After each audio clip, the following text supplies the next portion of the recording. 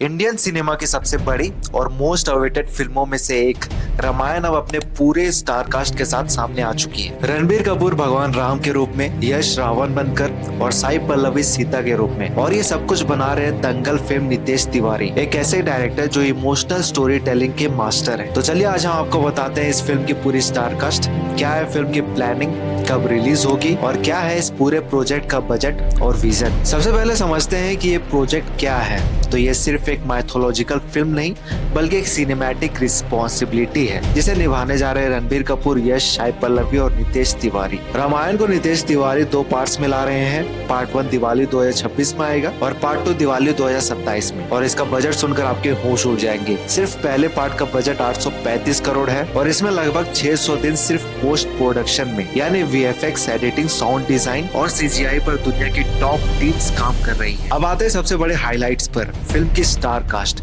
जो लिटरली एक dream team है। Ranbir Kapoor as lord Ram, Sai Pallavi as Sita, Yash as Ravan, Sunny Deol as Hanuman, Ravi Dubey as Lakshman, Lara Dutta as Kaikeyi, Rakul Preet as Surpanakha, Kajal Aggarwal as Mandodari, Amitabh Bachchan as Jatayu, जैसे बस वो अपना वॉइस देने वाले हैं, अनिल कपूर एज किंग जनक, लेकिन ये कैरेक्टर अभी ऑफिशियली कंफर्म नहीं हुआ है, मोहित Raina as lord Shiva, Vikrant Massey as Meghnath के रोल में मेरे हिसाब से विनीत कुमार सिंह को भी ले सकते थे, Kunal Kapoor as lord Indra, Vivek Oberoi as Vidyut Jiva, ये सुर्पनखा के पति का नाम है, Arun Govil as king Dashrath, Adinath Kothari as Bharat, Ramya Krishna as Kaushalya, Sahib Chadha as Sumitra और बॉबी देओल एज कुंभकर्ण। हालांकि लास्ट के 3 कैरेक्टर्स भी ऑफिशियली कंफर्म नहीं हुए अभी तक। नितेश तिवारी इस प्रोजेक्ट को सिर्फ एक माइथोलॉजिकल फिल्म नहीं बना रहे हैं, वो इसे एक ग्लोबल विजुअल स्पेक्टिकल बनाना चाहते हैं। हॉलीवुड के टॉप VFX स्टूडियोज इस पर काम कर रहे हैं। यहाँ हर कैरेक्टर का डिजाइन, हर सेट, हर वॉर सीन इतना डिटेल्ड होगा कि आप कहानी में पूरी तरह खो जाओगे। और ये फिल्म हर उम्र के ऑडियंस के लिए बनाई जा रही है जो माइथोलॉजी को मॉडर्न टोन में महसूस करना चाहते हैं। अब इसको लेकर अगर मैं अपनी ओपिनियन की बात करूं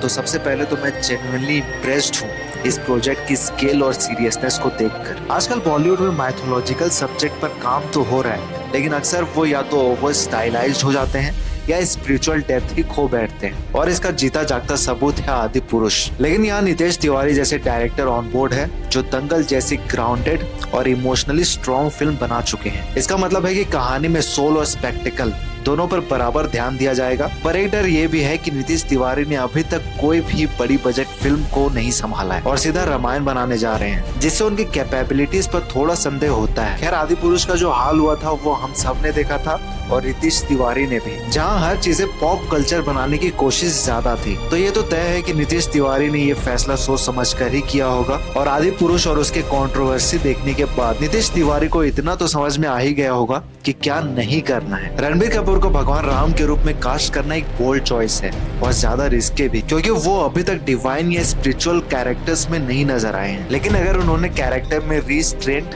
ग्रेस और डिग्निटी को सही से बैलेंस किया तो ये उनकी करियर डिफाइनिंग परफॉर्मेंस बन सकती है। वहीं यश एज रावण है। अब ये कास्टिंग डेंजरसली एक्साइटिंग है। KGF जैसी मास हैवी फिल्म के बाद यश एक लेयर्ड ग्रे शेडेड विलन निभाएंगे, और अगर स्क्रिप्ट में डेप्थ होगी तो ये एक कल्ट लेवल परफॉर्मेंस बन सकती है। मेरी थोड़ी चिंता इस बात को लेकर भी है कि इतने बड़े कास्ट में कहीं कैरेक्टर डेप्थ डाइल्यूट ना हो जाए। जब आप हर रोल में बड़े स्टार डालते हैं तो कहीं ना कहीं वो कैरेक्टर ओवरशैडो हो जाता है। और दूसरी बात फिल्म के लैंग्वेज और टोन को लेकर है। क्या ये फिल्म पूरी तरह संस्कृताइज्ड हिंदी में होगी या मॉडर्न एडेप्टेशन के साथ कुछ लिबर्टीज ली जाएगी? ऐसे में फिर वही आदि पुरुष वाला हाल ना हो जाए। तो Ramayan is undoubtedly India's most ambitious mythological project yet. अगर एग्जीक्यूशन सही रहा और कहानी में डिवोशन के साथ सिनेमैटिक इंटेलिजेंस रही तो ये सिर्फ एक ब्लॉकबस्टर नहीं बल्कि एक हिस्टोरिक फिल्म बन सकती है। लेकिन अगर बैलेंस नहीं रहा तो ये भी एक और ओवर हाइप्ड मिस अपॉर्चुनिटी बन सकती है। तो ये था मेरा ओपिनियन। अब इसको लेकर आपकी क्या राय है?